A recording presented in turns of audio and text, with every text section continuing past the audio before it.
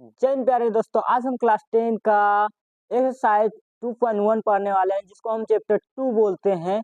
तो आइए हम उसको सिंपल बनाते हैं, पूरा सिंपल है। और हम जो है आपको चैप्टर तो पढ़ाते हैं, चैप्टर का खाली उदाहरण पढ़ाते हैं जो कि अपने से आप प्रयास कर सके चैप्टर का। तो आइए हम पहले उदाहरण ही समझते हैं। पहले हिसाब तो हम जानते हैं, सवाल कहता क्या है, बनेगा कैसे। तो देखिए कहता क्या है सवाल। तो देखिए यहाँ यहाँ लिखा गया है किसी बहुपद पी एक्स के लिए, किसी बहुपद पी एक्स के लिए y बराबर पी एक्स का ग्राफ है, y बराबर पी एक्स का ग्राफ है, y बराबर पी एक्स का ग्राफ है। नीचे आकृति 2.10 में दिया गया है, मतलब 2.10 के जगह पे दिया गया है। प्रत्येक स्थिति में पी एक्स के शून्यकों की संख्या ज्ञात कीजिए। पी एक्स मतलब हमको एक्स का मान निकालना है, हमको वाई से कोई मतलब नहीं है, हमको क्या निकालना है, एक्स का मान निकालना है। जैसे मान लीजिए एक ग्राफ खींचे, आप 7 में भी पढ़े होंगे, 8 में भी पढ़े होंगे। ये पी एक्स का ग्राफ है, ये है वाई, ये है वाई, और यहाँ है एक्स, यहाँ है एक्स। आपको पता है कि कहीं डॉट दिया रहता है, यहाँ डॉट है, यहाँ डॉट है, ठीक है। उससे हमको मतलब नहीं है। एक बगल हम दे देते हैं माइनस, ये एक एक्स में माइनस दे दिए, एक वाई में माइनस दे दिए। मेरा मन नहीं चलेगा कि यहाँ माइनस दे देंगे, यहाँ माइनस दे देंगे, नहीं।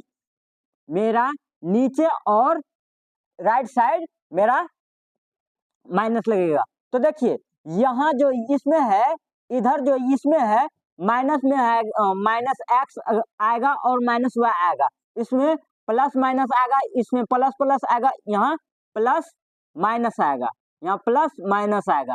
क्या आएगा, प्लस माइनस।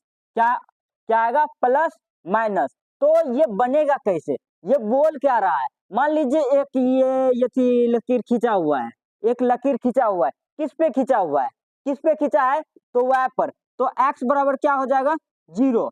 तो x बराबर क्या हो जाएगा, 0। मान लीजिए दूसरा हम ग्राफ देख लिए, और ऐसे है, ऐसे है, ऐसे है। ये क्या है, x, ये है y, ये भी y, ये भी है, ये है x। तो मान लीजिए यहाँ खाली बोला गया है कि x का मान निकालना है। तो x रेखा कौन है, इधर से इधर तक देखना है, ये नहीं है ना, ये y रेखा है, इधर से इधर तक देखना है।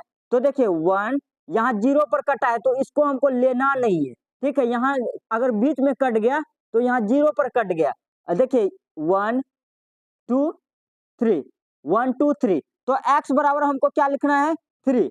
x बराबर क्या लिखना है, तो 3। हमको कितना बार काटा गया है। अगर मान लीजिए एक ग्राफ ऐसे है, एक ग्राफ ऐसे है, ऐसे है, ऐसे है, तो इसको कैसे लिखेंगे, ये है x, ये भी है x, ये है y, ये है y। तो मान लीजिए इस पे खाली बोल रहा है कि x का मान निकालने। तो x को कितना बार काटा है, तो एक बार। हमको y से मतलब नहीं है ना, y कितना बार काटा है, तो 3 बार। हमको लिखना क्या है, x का मान लिखना है, तो x बराबर 1, आंसर। अब देखिए, अब मान लीजिए आप उदाहरण समझ गए हैं, आप उदाहरण समझ गए हैं, तो उससे हमको मतलब नहीं है। अब मेरा चैप्टर क्लियर हो जाएगा, अब मेरा चैप्टर क्लियर हो जाएगा। एक ऐसे है, तो मान लीजिए ऐसे है, ऐसे है, ऐसे है, तो ऐसे है। हमको कैसे भी रहे ये थी ग्राफ, हमको मतलब नहीं है। खाली देखेंगे एक्स रेखा पर कितना बार कटा है, एक्स रेखा पर कितना बार कटा है। तो ये है एक्स रेखा, ये है एक्स रेखा, ये है y रेखा, ये है y रेखा। तो देखिए x रेखा क्या है, कितना बार कटा है, x रेखा पे 1 2 3। तो x बराबर कितना आया, x बराबर कितना आया, 3। x बराबर कितना आया, 3 आया। तो आप लोग को ये चैप्टर समझ में आ गया होगा। 2.1 है, 2.1 है। अब सिर्फ इसमें कितना है, 6 सवाल है। 6 सवाल में आप लोग का एक भी सवाल गलत नहीं होगा, इसमें एक भी सवाल नहीं गलत होगा। क्योंकि बोल रहा है एक्स का मान निकालने के लिए, एक्स को कितना बार काटा गया है, एक्स को कितना बार काटा गया है, जितना बार काटेगा उतना आंसर होगा। तो इसमें देखिए, इसमें 0 बार काटा है, इसमें देखिए 1 2 3 बार काटा है, तो 3 आंसर आया। इसमें देखिए एक बार काटा है, देखिए ई तो y रेखा है, यहाँ से वहां तक, ई है x रेखा, तो यहाँ एक बार काटा है, तो एक आंसर आ गया। इसमें देखिए कितना बार काटा है, 1 2 3, तो 3 इसका भी आंसर। आप लोग को समझ में आ गया होगा। हम ऐसे समझा देते हैं कि दोबारा देखना ना पड़े। ये हिसाब मतलब ये सवाल बताएंगे तब ये समझ में आएगा। अगर ये आप लोग को समझ में आ गया होगा तो दूसरा चैप्टर आप लोग का क्लियर हो गया होगा।